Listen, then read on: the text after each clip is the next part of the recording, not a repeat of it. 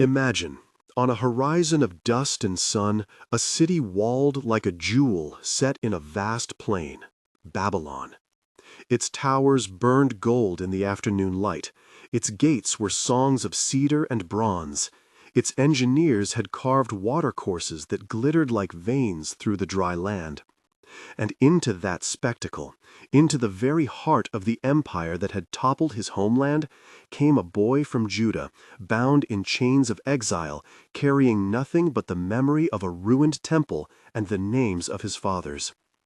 That boy, taken from Jerusalem's fallen streets, would grow into a man whose visions would echo down the centuries, visions that, the book tells us, foretold empires and kings.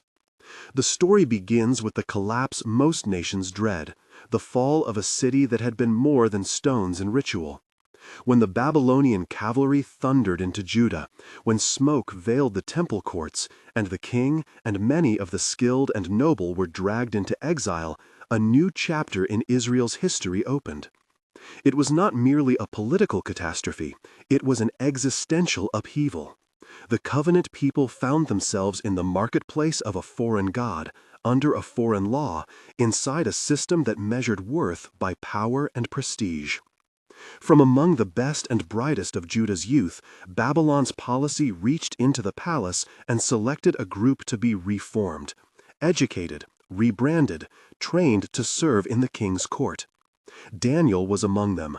He was chosen for his bearing and promise, not because a diplomat admired him, but because Babylon sought to incorporate the talents of the conquered into its own machinery of empire. This was exile dressed up as opportunity. For Daniel, it became a test of loyalty, both to the empire that fed him and to the God who had called his forefathers. Imagine the training halls, tutors with hands that knew the court's calculation, instructors who taught Aramaic and Babylonian lore, tablet after tablet of language, astrology, mathematics, and the king's own law. The curriculum was designed to make the young captives into instruments of the state. They were given new names, names that fit Babylonian theology and political symbolism, an erasure and a reinsertion. Yet the heart remembers what the mouth is told to forget. Daniel's Hebrew name, his memory of prayers whispered in the dark, the cadence of psalms learned by a mother's lullaby, these were not erased. Early in this foreign education, a seemingly small decision would reveal the depth of Daniel's fidelity. The palace diet was part of the training. Royal food, rich and prepared for kings, was an entree into favor.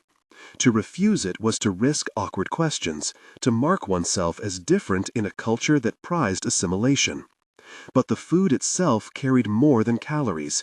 It carried identity. It was offered in honor of Babylonian gods and served in a system of patronage that bound recipients to their benefactors. Daniel resolved, with quiet determination, not to defile himself with what the king's table symbolized. What followed was not a public spectacle, but a test of subtle courage. Daniel requested only a short trial. Let us eat vegetables and drink water for 10 days. Then compare us with those who ate the king's portion and set the nation's court as the judge. There is a particular kind of boldness in this. Not a shout of defiance, but a reasoned, watchful refusal.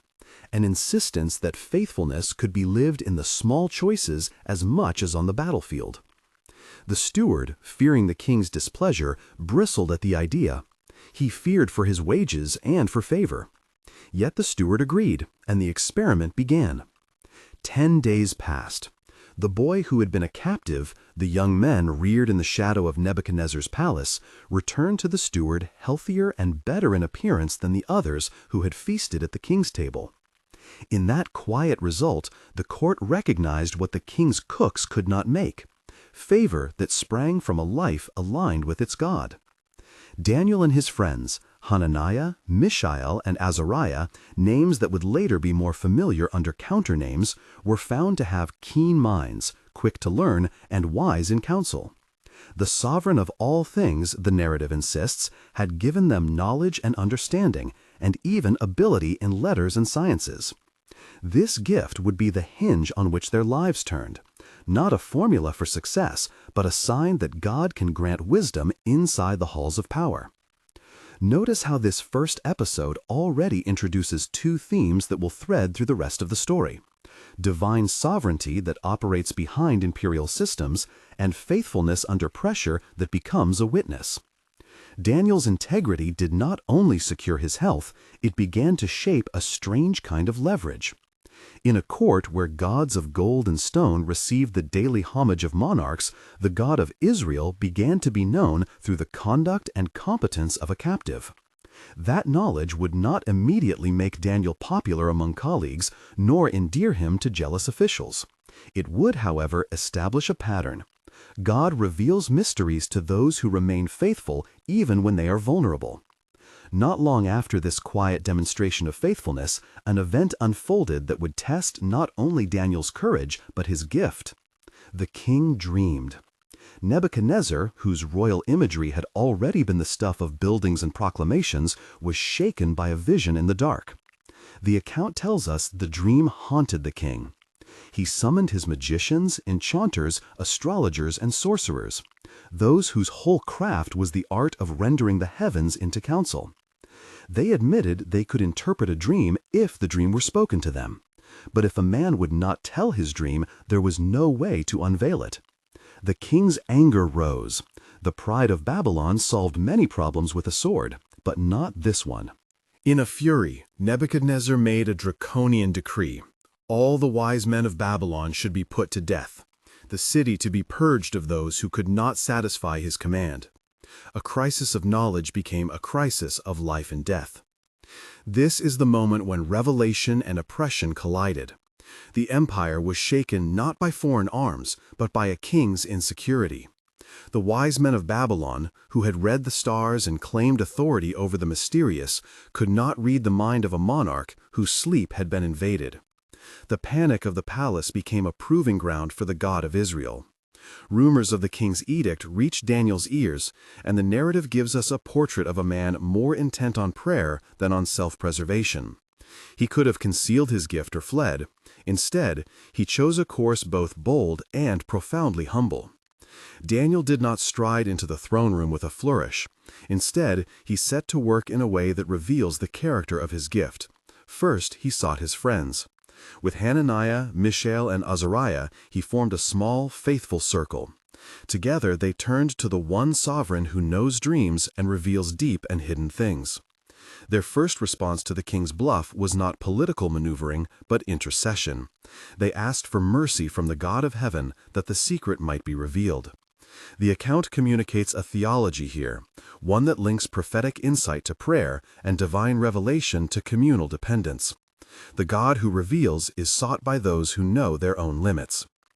That night, the narrative says, God revealed the mystery in a vision to Daniel. He woke with words that would change not only his life, but the course of the empire that had taken his people. Daniel praised God, not out of vainglory, but in a prayer that thanked God for wisdom, power, and the capacity to reveal hidden things. Notice the posture. Interpretation is not presented as Daniel's cleverness alone, but as a gift that has a source. Daniel's prayer enumerates the attributes of the God who reveals, and then he acts. He goes to the king, not boastful, but with clarity. He requests time, sets expectations, and finally speaks what the dream meant. The dream itself, Nebuchadnezzar's vision of a towering statue, could be described as cinematic even in the terse lines of the ancient text. A statue, enormous and shining, stood before the king. Its head was of fine gold, its chest and arms of silver, its belly and thighs of bronze, its legs of iron, its feet partly of iron and partly of clay. In the dream, a stone, cut out without hands, struck the statue at its feet, and the whole structure crumbled to dust. The wind carried it away, and the stone became a mountain filling the whole earth. The image is startling in its simplicity and terrifying in its implication. A succession of materials, a rise and decline, and then the decisive action of a power that is not of human making. Daniel's interpretation is careful and solemn. He tells the king that the head of gold represents Nebuchadnezzar himself, majestic, unrivaled. Interpreters commonly read the successive metals as a series of empires following one another, each inferior in some sense to the preceding, until iron and clay mark a brittle unity that cannot wholly hold. The stone cut out without hands, the narrative tells us, is a symbol of an eternal dominion, a kingdom not established by the might of men. In the context of the ancient Near East, a foreign king being told that his golden supremacy was provisional was a radical theological claim. It asserted that even the apex of imperial splendor stood under a higher sovereignty. When Daniel finished, Nebuchadnezzar reacted as kings sometimes do. He rewarded and he exalted. The narrative records that the king set Daniel over the whole province of Babylon and placed him in charge of all its wise men. It is important not to reduce this to a simple success story. Daniel's elevation carried with it new visibility and new hazards. It brought him into orbit around power in a way that placed his faith at stake again and again. The gifts that saved him in one setting might attract envy and schemes in another. Yet the theological thrust is clear. God used Daniel's faithfulness to, paradoxically, grant him influence in the center of the empire. There is another scene that should be named here because it will return. Before the statue and after the diet test, the story lingers on the image of Nebuchadnezzar's court and its relationship to divine revelation. In one telling moment, the king's own heart is made the stage for revelation. He dreams of a great tree, its top reaching to heaven, visible to all, sheltering beasts and birds. A watcher, an angelic voice, pronounces judgment. The tree will be cut down, its identity changed, and the proud king will be driven from human society to live with beasts until he recognizes that the Most High rules over the kingdoms of men and gives them to whom he will. Later, all men will testify that Nebuchadnezzar acknowledged God's sovereignty and was restored. This dream and its fulfillment will show how God's revelations serve not merely to inform, but to humble and to redirect a king's heart. For now, after the statue dream, Daniel's reputation is sealed. He is placed in high office. The palace receives the consciousness that a God unknown to Babylon had revealed mysteries, and this knowledge moved men. But favor in the palace brought a new set of dangers: envy among officials, hostility from those invested in the old order, and new expectations placed upon Daniel and his companions to perform and to deliver. To survive in such an environment required not only talent, but a continuous grounding in the God who had been the source of that talent. This is the point when a second test appears, not only for Daniel, but for his friends. The court would demand acts of religious conformity. The same practices that define national identity for Babylon might be used as instruments to suppress foreign faith. In a context where shrines and altars rise in public squares, and where refusing an act of homage is equivalent to rejecting the social order, the faithful must decide what to honor. The drama that follows, of a furnace, a royal decree, and a miraculous preservation, will not be an aside but a central witness to the book's thesis. God's power is made known in the world through the faithfulness of the vulnerable. Before those flames are lit, however, the court continues its uneasy accommodation with the God who reveals. Nebuchadnezzar's palace is a place where human braggadocio collides with divine humility. The king himself will learn that authority, even the most absolute, must defer to a greater power. The moments between Daniel's rise and the coming crisis are not idle. They are the thin air in which jealousy grows and in which the enemies of God's witness plot. It is here, in the quiet but dangerous days after Daniel's promotion, that the narrative shows us how prophetic revelation functions in a court. It disrupts the self-sufficiency of human power and invites kings to a posture of dependence.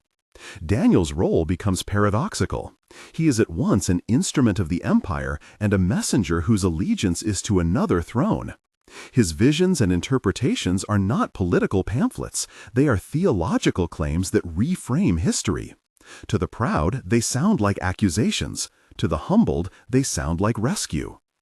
There is a personal cost that grows with visibility. Friends and confidants, men who stand to lose by the elevation of a foreigner, begin to move. They will use the very mechanisms of law and custom to entrap Daniel and those like him. Where Daniel's integrity had once been a private discipline, it will now become a public choice. The stakes escalate from health and favor to life and loyalty. At one point, scholars note, we see Daniel's unassuming devotion take the same route it had before: prayer. Already in the book's pattern, revelation is threaded to prayerful dependence.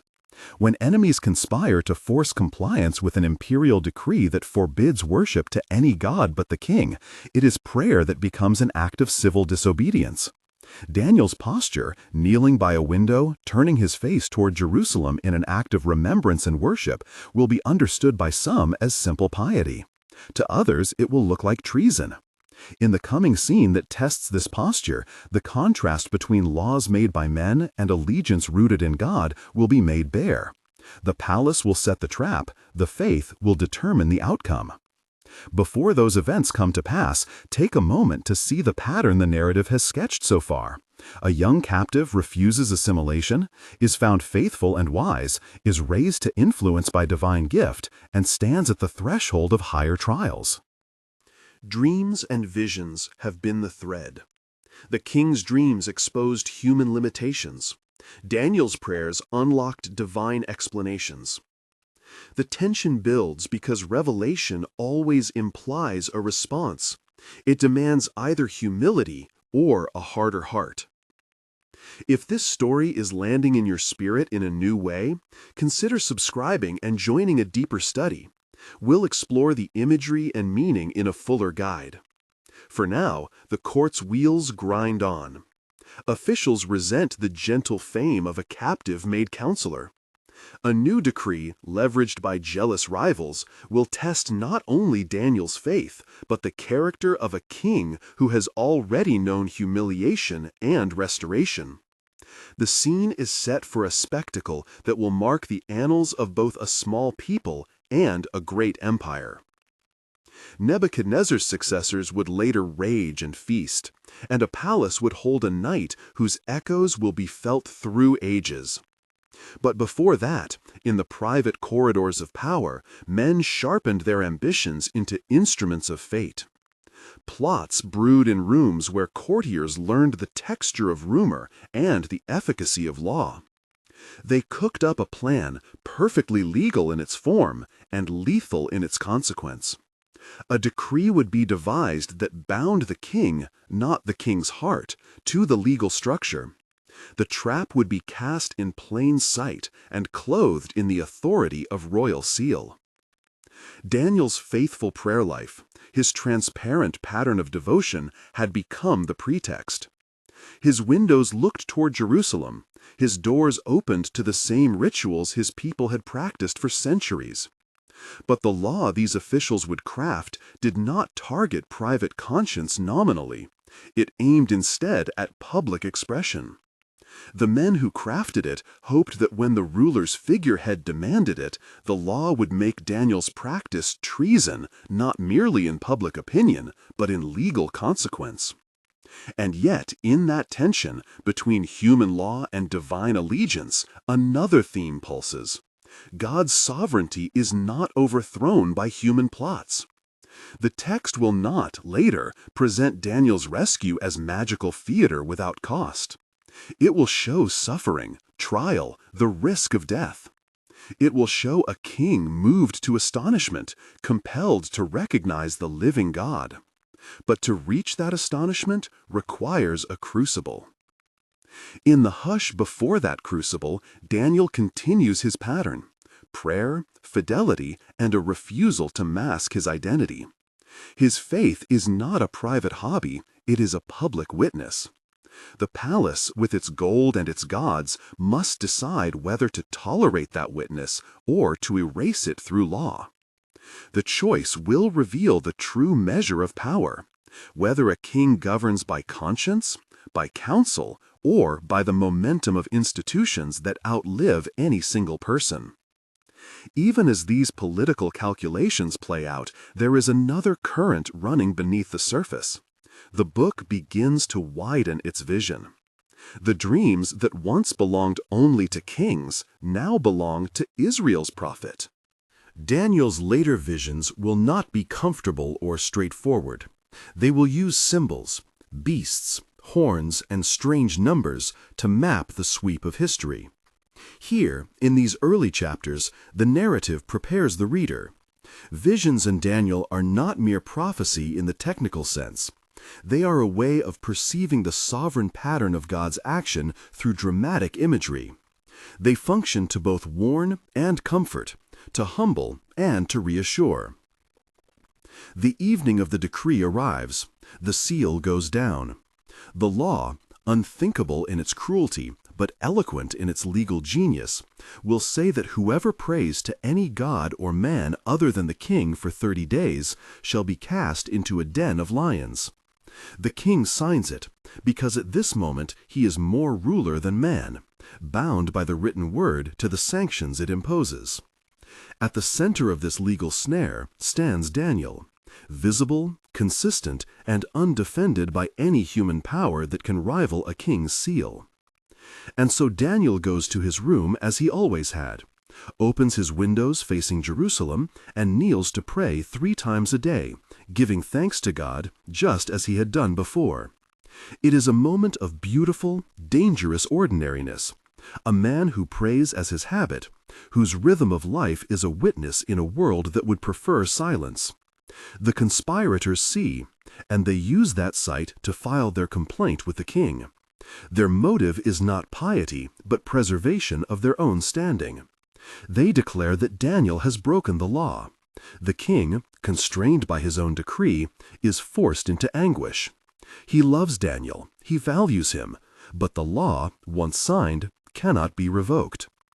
What happens next will test the character of everyone in the court, the conspirators, the king, and the man who is accused. It will also test the central claim of the narrative, that God's authority is supreme. The den is prepared. The stones are rolled. The king's sleep will be fitful. And the court will watch as a life of prayer faces the engineered instruments of death. The stakes have been raised from the private to the public. What awaits our protagonist is not merely survival, but a demonstration, in the most visceral terms, that the God of Daniel is more than a theological concept. He is a power that resists the machinery of empire and defies the certainty of death. There, at the edge of the courtyard where rumor and law meet, the scene hangs. The sealed den, the king who trembles, the men who wait for the body to be consumed by night. These images gather like storm clouds. The narrative holds its breath. The stone was set, the den's mouth was closed. Curtains fell. The city slept beneath a sky gone pale with stars. But Nebuchadnezzar's successor, Darius, or at least the man who bore that name in the story, could not find rest. All night the king tossed between loyalty to a law he had signed and the dread that a beloved counselor might be swallowed by the state's own machinery. When morning cracked like a thin shell over the palace, the king hurried to the pit as one drawn by both hope and horror. He called out with a voice frayed by the night and by love, "Daniel, servant of the living God, has your God, whom you serve continually, been able to deliver you from the lions?" The question was not merely legal, it was existential. Would the God of a dispossessed people prove to be a force inside the law courts of empires? From the black throat of the den came an answer that would change more than one heart. Daniel spoke. He described a preservation so quiet it could be mistaken for ordinary survival. No wound, no scrap of flesh. The king's dread eased as if a heavy hand had been lifted from his chest. The king's joy turned to action and to judgment. Those who had engineered the decree were thrown into the same mouth they had opened for another. Before the day had grown old, their bodies told the tale they had intended for Daniel. The law that men devised to bind the conscience of one man turned back upon its authors. But the greater moment was what the king did next. He rose from the scene not simply relieved, but transformed. at least outwardly. He published a proclamation that reached across his realm. The God of Daniel is exalted. His dominion is everlasting, and his kingdom is one that cannot be destroyed. This public acknowledgement was not merely a trophy for Daniel's life. It was evidence of the book's persistent claim: the God who reveals mysteries is the God who overrules kings. There is a quiet ferocity in the story's depiction of consequence. The king's decree may be a formal piece of paper, but it signals an encounter beyond decrees. Rulers, even those who write their names into history, are answerable to a higher court. The narrative presses this point with economy. When faith is lived in public, its consequences ripple outward in ways that reshape institutions and, sometimes, hearts. Yet the book does not stop at courtroom drama or courtroom conversions. The narrative sweeps wider, returning to a table where revelry had displaced judgment and a feast had been interrupted by a hand writing on plaster. There, in the hall of Belshazzar, the story stages an extraordinary moment: a royal banquet, sacrilege, and an enigmatic inscription that no poet, priest, or sage could initially decipher. Belshazzar's feast is an image of decadence. Golden vessels taken from a desecrated temple are used for drunken toasts. Names once spoken around a holy altar are now flung in jest in a king's hall. Into that atmosphere of arrogance comes an uncanny sign: a hand, invisible but effective, scribing characters upon a wall. The guests, the scribes, the king himself are thrown into terror. Their revelry curdles into panic. Word of the inscription spreads. Sages are summoned and fumble. The story makes its theological point in this humiliation. The arts of human wisdom cannot penetrate the script God uses to speak judgment. The king, desperate, remembers the one who had stood boldly before Nebuchadnezzar. Daniel is fetched, not yet a minister in any foreign court, but a figure whose reputation had traveled through rumor and the fragile pathways of courtly reporting. Daniel approaches the scene with the same measured patience that marks his prayers. He does not delight in doom.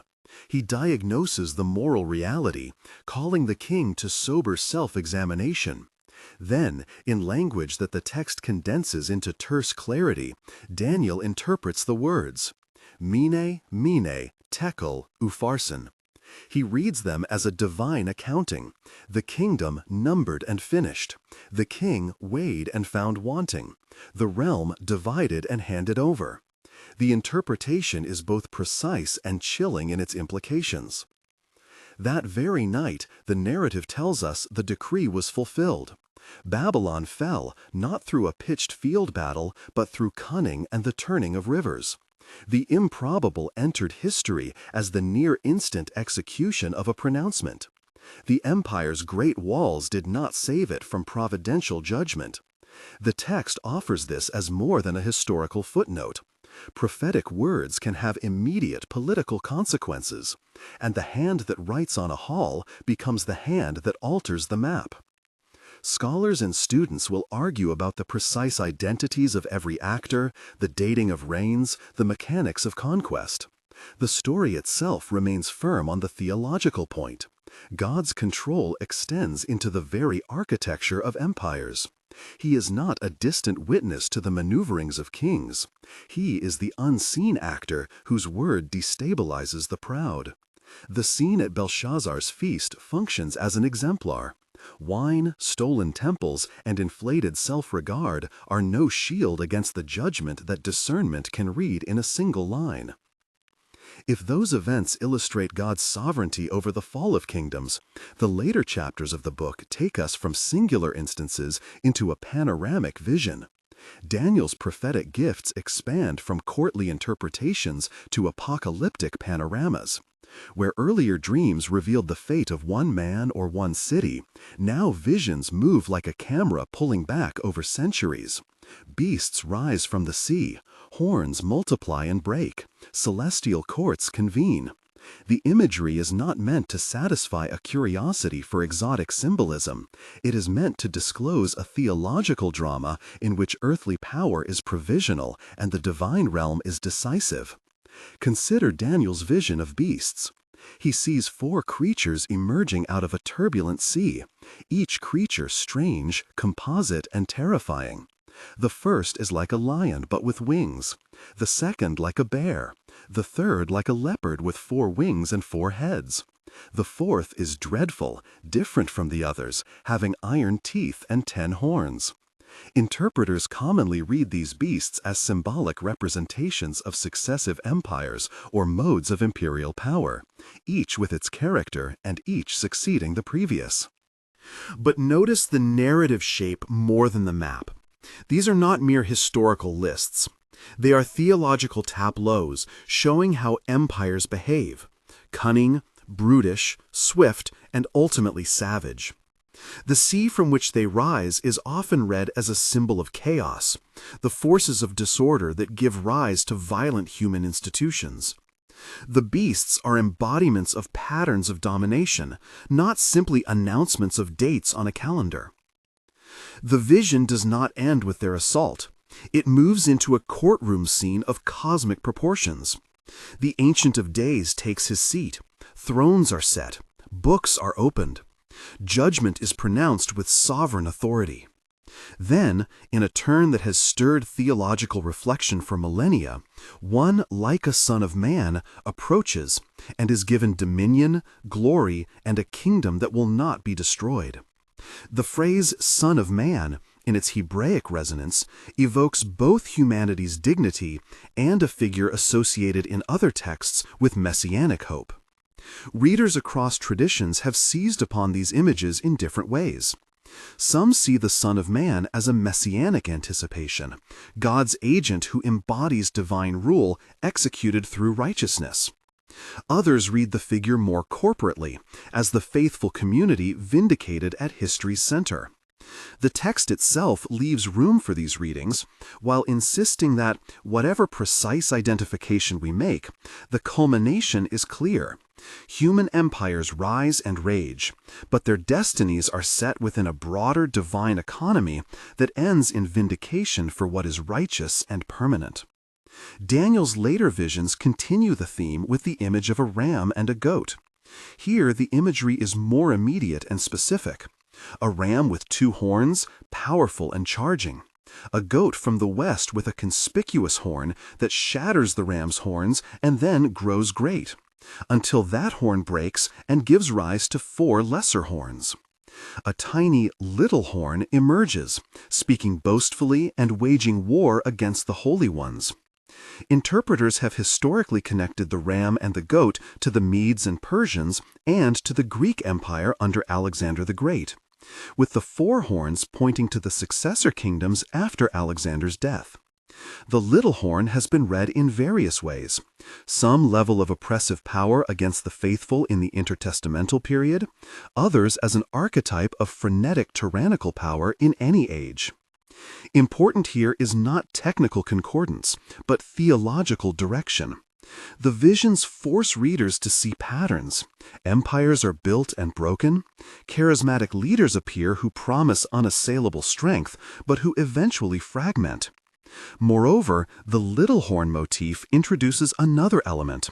A time will come when a power will attack the very center of the people's life, religious identity itself, and when resistance and suffering will become the stage upon which faithfulness is tested and witnessed.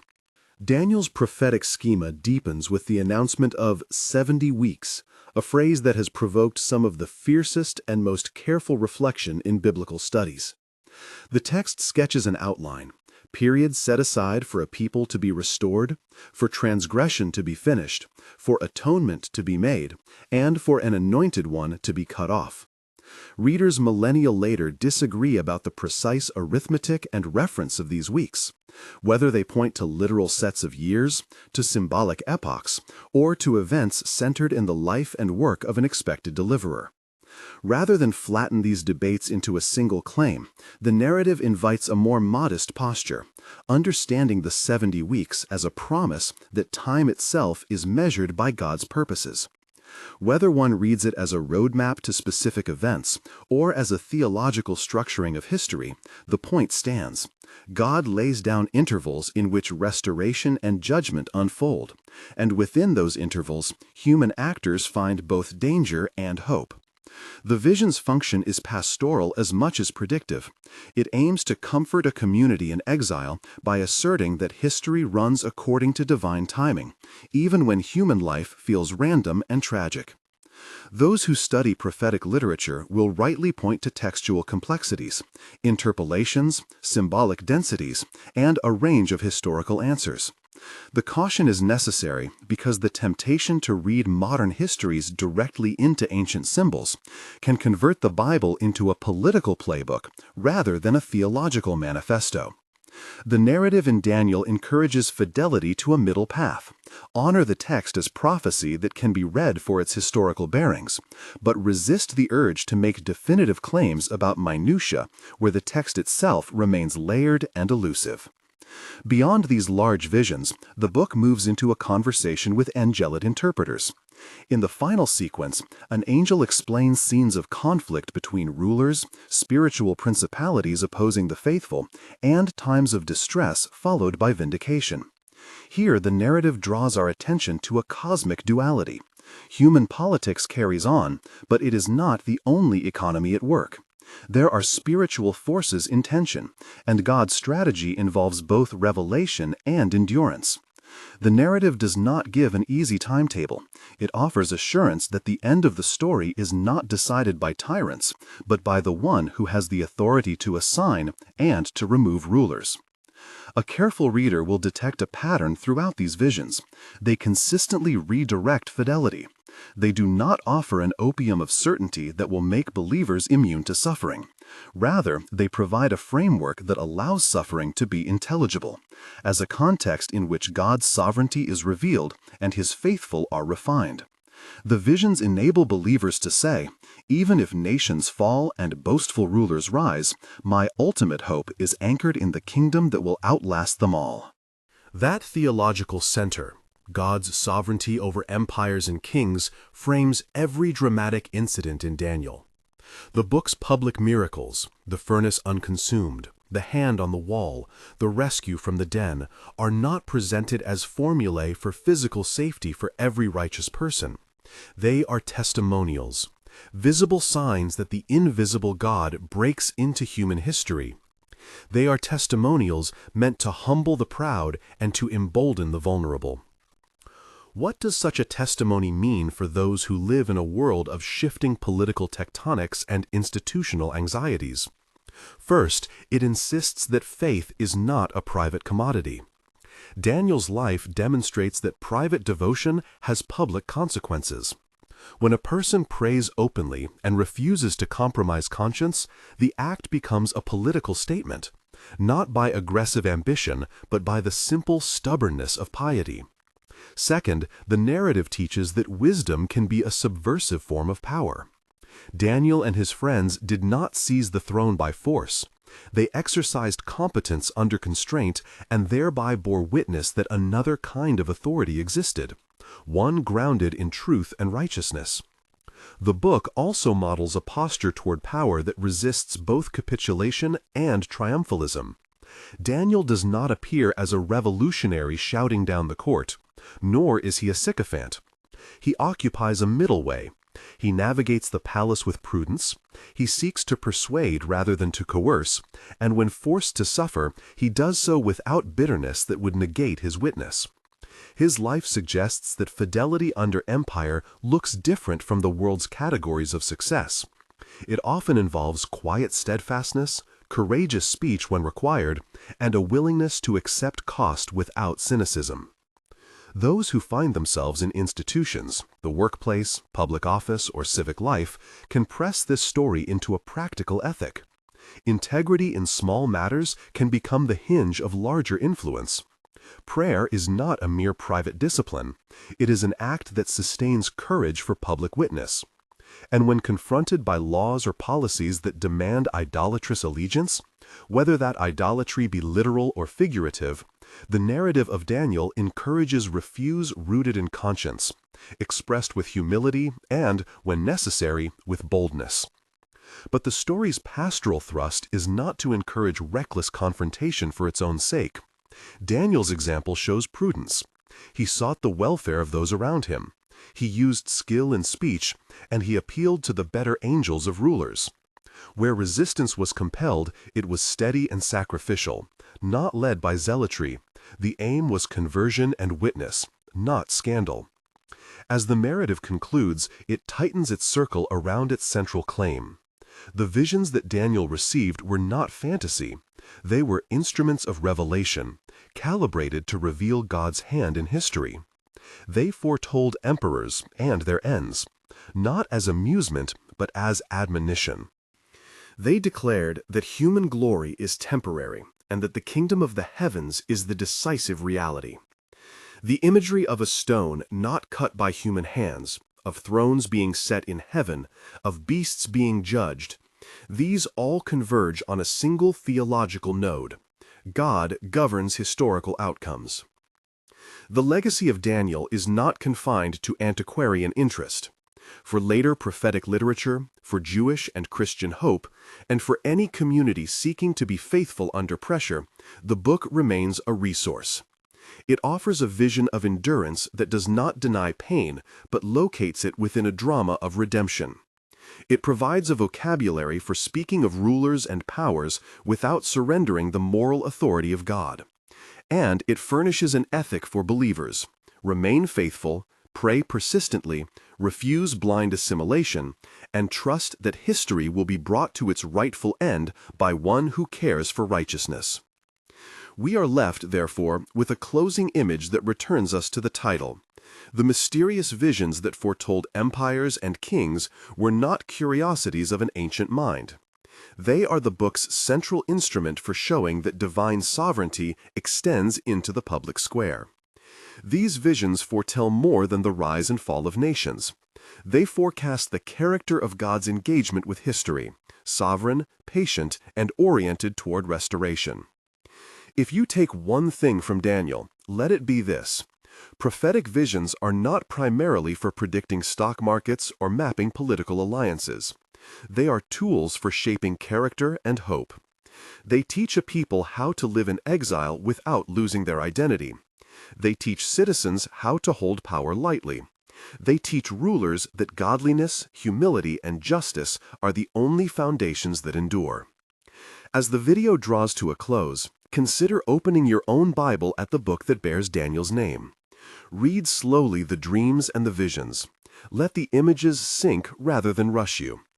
If you would like a visual timeline and notes to help navigate the visions, an aid to distinguish symbol from speculation, there is a study linked in the description that walks through the major passages with maps and conservative interpretive options. If this exploration has stirred you, subscribe for more deep dives into the prophets and their meaning for today. Daniel's life and his visions call us to a posture of awe and of practical courage. Awe at a God who governs nations, and courage to live faithfully within whatever empire we find ourselves. The stone that crushes no one but overthrows proud structures still rolls toward history. The kingdom it brings is not made by human hands. Take heart, therefore, not in the fickle securities of this age, but in the one whose dominion endures beyond every throne. Share this with someone who needs the reminder that, in the end, God's purposes will stand.